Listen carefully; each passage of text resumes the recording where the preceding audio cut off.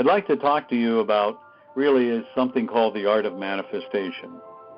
And the word art is kind of a misnomer, but it all has to do, as I alluded before when I was talking to you, that we create everything in our lives, and everything is for a purpose.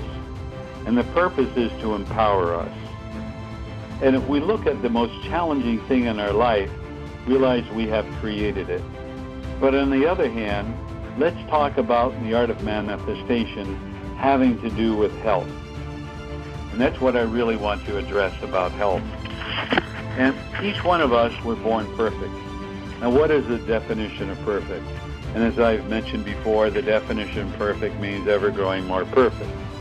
So here you are as a child, start off as sperm and zygote and an egg, and then you're in the fetus, and then you come out into this lifetime as a baby. And of course, you're whatever sex you chose to be, whatever that is. But as we grow up and we learn about things, we become more stressful. Now, as I said before, the atoms, nuclei, positrons, electrons, particles, so on and so forth, mitochondria, neutrinos, everything has an intelligence, and everything is like a beautiful band, like a musical band, all in harmony, all doing their specific job that they're doing. Your breathing, your immune system's working, your digestive system, your muscles, ligaments, tendons, veins, arteries, pumping blood, kidneys, everything's working in harmony. And all of a sudden, some stress is created in your life. And it is stored somewhere in your body. So if we look at people that have high blood pressure, they're probably under stress. Then if we look at people who have gastrointestinal problems, ulcers, it's stress. Then if there's something like we have a heart condition, it's stress. And then perhaps we have problems with our kidneys, it's stress. There's a message here. And the message is that stress causes our body to be at ease, which causes the body to be at ease and causes some kind of potential malfunction. Now, you notice I repeated the word potential. And the reason I did this was that if we look at our bodies, we, kind of abuse them. We push them and push them and push them. And what happens is we don't treat it right, we don't eat right, we don't sleep right, we worry, we become anxiety-ridden, we become angry. You know what happens when you become angry? Your heart pounds faster, you pump blood through your veins faster, you begin to breathe heavier, your endorphins, hormones, everything is all doing all kinds of things. Your stomach becomes upset, on and on and on and on and on. And I wanted to address that because, one of the things I always talk about is you don't celebrate a birthday, you celebrate the anniversary of your birth. And why would Michael, say that? The reason I say that, which I discovered, is there's a subliminal message. And that is when you're 4 or 5, whatever age you are, you see the parents, they look pretty young. And then you look at your grandparents and great-grandparents, and they're really old, they're looking decrepit, they can hardly walk, they got something, arthritis, whatever they got going on. So the subliminal, subconscious message is, when I get older, I'm going to start falling apart. And what happens is that's going into the back of your subconscious mind.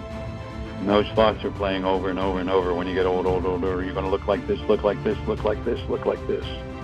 Interesting. So think about that. And I'm going to go in a little more depth about that. As a hypnotherapist, there was a woman, and this woman wanted to take off weight. Notice I didn't say lose weight, because anything you lose, you want to find. And under hypnosis, trying to find the triggers, she said she just wanted to be like her aunt. Her aunt brought her up. Her aunt is wonderful, beautiful, loving, caring, on and on and on. Now, this woman was 45 or 46 years old. And I go, and she was like 325, 350 pounds. And I said, well, describe your aunt. Oh, she was 5'4", she had blonde hair, she was laughing, jovial, brought me all kinds of gifts, and she weighed 350 pounds. Think about that now. She wanted to be just like her aunt. and her aunt weighed 350 pounds. Once you realize that, and we release that thought from the subconscious, their aunt's a wonderful, loving, caring, beautiful person, but she doesn't have to adopt the body of her aunt. She began to shed weight, and she began to get thinner and thinner. And I bring that up as an example because, as I said, you don't want to have a birthday, but the anniversary of your birth, because the anniversary of your birth is some kind of a, connotation that it's a joyous and happy time. Not that a birthday isn't, but you're changing the subliminal thought. Now I want to get back to your bodies. So here's your body. You got aches and pains. You're aging, whatever that is. And if we stop to think about that, it is something we're creating out of stress. That's the key word, stress. Number one stresses, the top 5 or 6, money, relationships, family, jobs, and how your friends relate to you. So those are the top 5. And there are more, but when you think about it, how easy we're persuaded to think negatively. And then when we adopt that, our body begins to take on that energy, and what happens is it becomes to be dis at ease, and we develop whatever maladies that are created.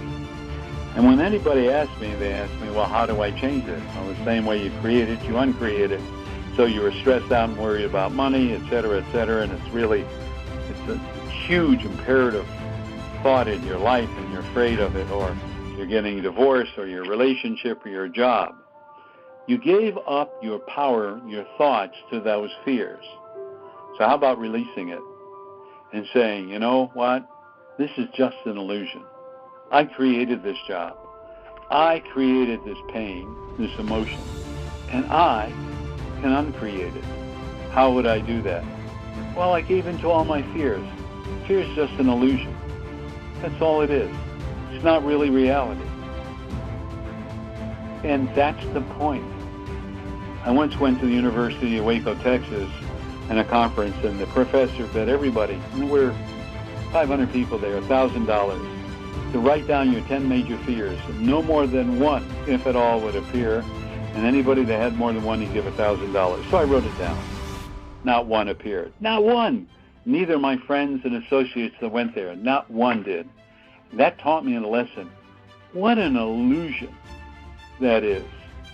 But you know, I've worked with people who are sick and ill and worked with healing them. And I had one person say, you can't heal me. Nobody can heal me. I said, okay. I wouldn't waste my time. Because you just created that. Nobody can heal you. So why are you having this illness? Well, you want attraction. People give you all kinds of gifts. They go out of their way to help you. They do all this stuff. So everything's a payoff. Stress is a payoff that affects your body. One of the most important things I wanted to talk to you before I end this in a few minutes is for all of you to think about how you created the stress. You know that expression, let go and let God. So just call upon God, the true source, I turn this pain, this fear, this doubt, whatever, over to you for right action. Right action, I repeat it, and correct exchange. And then forget it. And the outcome will always be positive. Always be positive. If we learn to do that. But somehow, it's hard for us to trust. But the minute you do that, your body begins to heal. Because your body has an intelligence. How does it have intelligence? It knows to beat the heart. It knows to have elimination system. It knows for you how to think. It knows for you when to eat. It knows when red and white corpuscles are in your body. Your immune system works with you. It helps heal infections, so on and so forth. It even grows new parts. Look at your fingernails. They grow. You cut your skin, it grows new skin. Isn't that amazing? Your hair grows.